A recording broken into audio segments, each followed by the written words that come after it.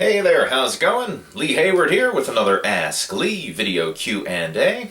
And today's question, sent in through the Total Fitness Bodybuilding app. And this one's from Tim. And he says, I'm on a fat loss diet, and for the past 3 weeks, I've lost 10 pounds. Now I've cut out a lot of fruit. I only get like 1 cup of blueberries a day.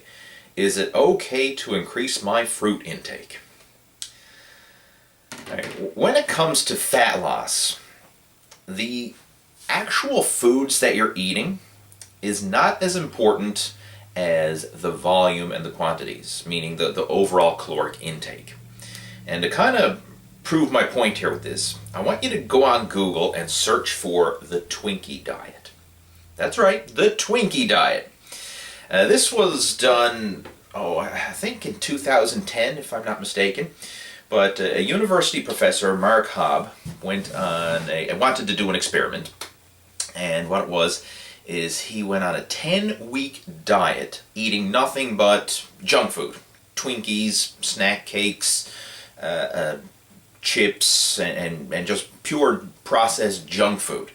But he was in a caloric deficit. So he kept track of his caloric intake, and even though he was eating all crap, processed junk food, he was in a caloric deficit. And at the end of 10 weeks, he lost 27 pounds.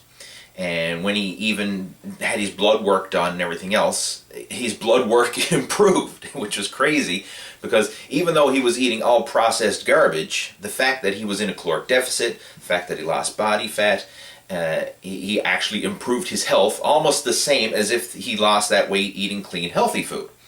So the number one factor in a fat loss diet is not the specific foods. I mean, you hear people say, oh, you got to cut out bread, or you got to cut out fruit, or you got to cut out dairy, or whatever. The fact of the matter is, you have to cut out calories in general.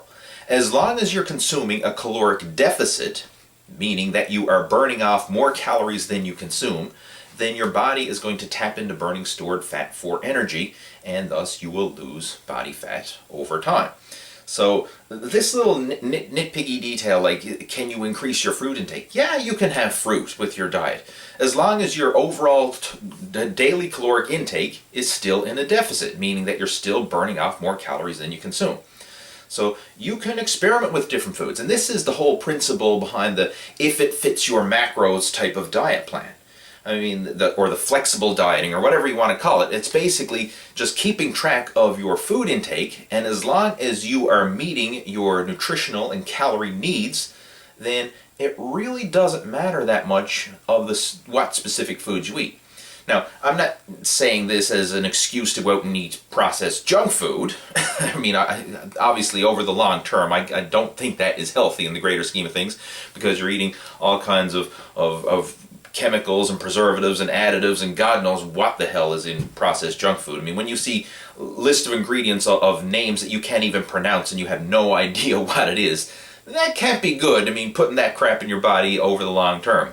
So, I mean, you want to stick with natural, unprocessed, healthy foods for the majority of your diet.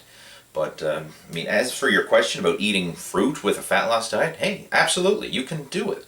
The only time when anything like that would even come into play, like the food choices, is for like high-level competitive bodybuilders, people who are making that transition from lean to shredded.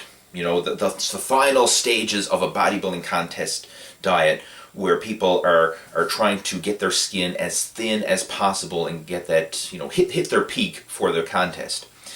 At that stage, the food choices may matter, because sometimes we may have a slight allergic reaction to different foods, or certain foods may cause a little bit of water retention more so than others. But this is very nitpicky detail, and it only applies to a very small percentage of the people.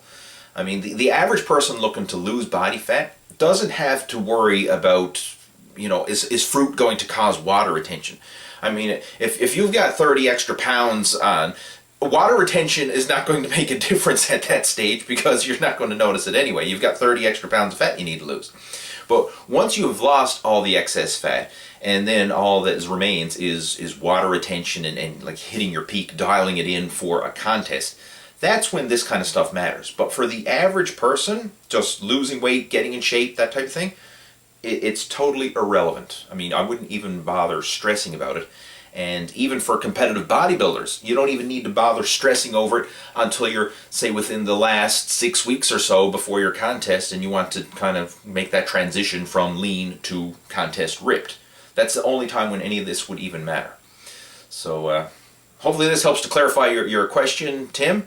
And, you know, have flexibility with your diet. If you want to increase your fruit intake or you know, have other foods like that, by all means do so. Just keep track of your total caloric intake and your macronutrient intake. And as long as you meet your macros and keep yourself in a caloric deficit, you'll still lose body fat. So hopefully this helps to answer your question. And if you have any comments, feedback, or suggestions, anything at all, feel free to post those in the comment section below, and I will chat with you down there. In the meantime, have yourself a fantastic day, and I will talk to you soon. Take care. Over and out. And just one more thing before you go. I have a special gift for you. It's a free 51-page report called The 3 Keys to Building Muscle. This report is an easy read, and it covers the fundamentals to getting in shape: training, nutrition, and mindset. The training section will show you how to combine strength training workouts and cardio conditioning together for building lean muscle while burning body fat at the same time. The nutrition section will show you how to figure out the exact number of calories that you need for your body type and the proper ratio of protein, carbohydrates, and fat. It even outlines a sample daily meal plan that you can follow along with. And finally, the section on mindset will help set you up for success by taking a practical and realistic approach to goal setting and following through with your fitness program. To download your copy, just click on the link in the video description below or visit my website at leehayward.com.